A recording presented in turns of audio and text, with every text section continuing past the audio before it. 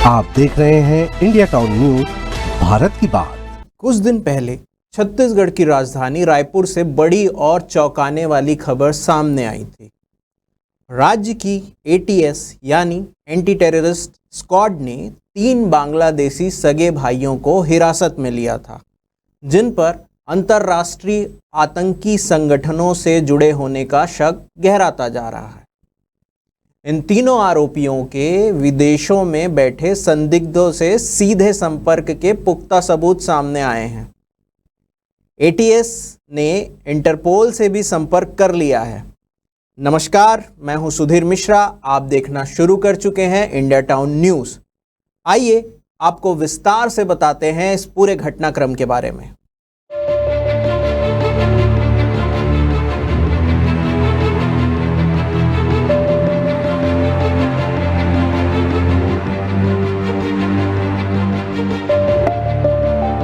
गिरफ्तार किए गए तीनों आरोपी भाई हैं, जिनके नाम शेख इस्माइल, शेख अकबर और शेख साजन हैं। एटीएस द्वारा इनकी कॉल डिटेल रिकॉर्ड खंगालने पर पता चला कि इनके सिर से पांव तक साजिश की बू आ रही थी। जानकारी के मुताबिक ये तीनों लगातार Syria, Iraq, Vietnam, Israel, Malaysia, सऊदी अरब और पाकिस्तान जैसे देशों के नंबरों पर घंटों बात करते थे। इतना ही नहीं, ये ईमो और व्हाट्सएप कॉल के जरिए कूटनीतिक और संदिग्ध गतिविधियों में भी शामिल पाए गए हैं।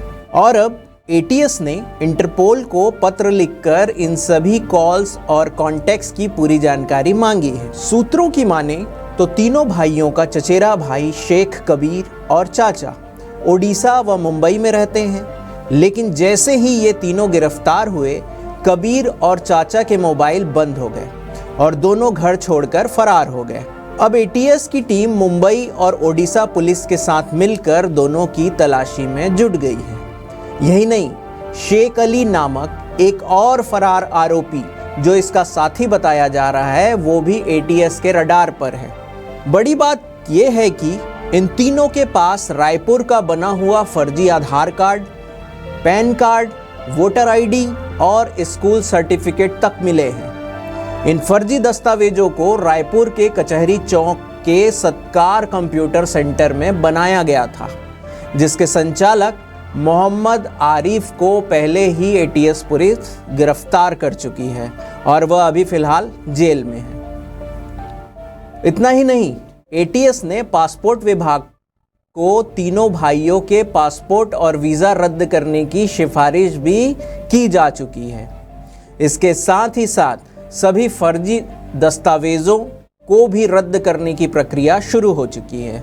तो यहाँ पे सवाल उठता है कि आखिर कौन है वो पूरा नेटवर्क जो रायपुर जैसे शहर में इन घुसपैठियों को पनाह दे रहा है? कैसे बन गए इनके फर्जी दस्तावेज? और क्या वाकई इन बांग्लादेशी भाइयों के तार अंतर्राष्ट्रीय आतंकी संगठन से जुड़े हैं? ये सवाल अब भी एटीएस की जांच के केंद्र में है। सूत्रों की माने तो एटीएस ने इन तीनों से रिमांड पर 3 बार पूछताछ की, लेकिन इन लोगों ने कोई ठोस जानकारी नहीं दी है, बल्कि पूछताछ के दौरान गुमराह करने की कोशिश लगातार करते रहे। इनके कॉल डिटेल रिकॉर्ड के सामने आए कई नाम अब एटीएस के विशेष जांच में हैं। इनका अरब देशों के संदिग्ध लोगों से घंटों बातचीत, बार बार पाकिस्तान और सीरिया के नंबरों पर संपर्क, ये सब कुछ एक बड़ी साजिश की ओर इशारा कर रहा है। फिलहाल तीनों आरोपी न्यायिक रिमांड पर जेल भेज दिए गए हैं, लेकिन अब ये सवाल उठता है, क्या रायपुर में बांग्लादेशी घुसपैठियों का एक बड़ा नेटवर्क काम कर रहा है? क्या यह नेटवर्क आतंकी गतिविधियों की तैयारी में लगा था?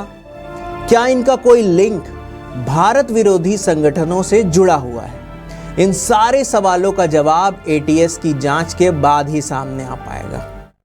इससे पहले भी जशपुर में अवैध रूप से रह रहे संदिग्ध लोगों को लेकर एसएसपी की प्रतिक्रिया का न्यूज़ हमने आपको बताया था।